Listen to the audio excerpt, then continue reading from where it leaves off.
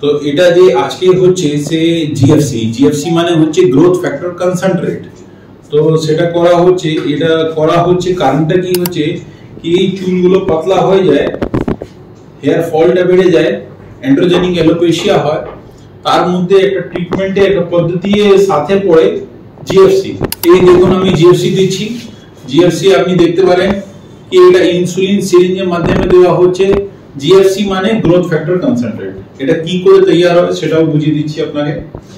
আমাদের নিজস্ব ব্লাড, যে কোনো পেশেন্টে জিএফসি করা হবে তার নিজস্ব ব্লাড নিয়ে ওকে প্রসেসিং এর মধ্যে করতে হবে, ডালতে হবে মেশিনের মাধ্যমে, ওকে কম্পোনেন্ট গুলো সেপারেট হয়ে যায়।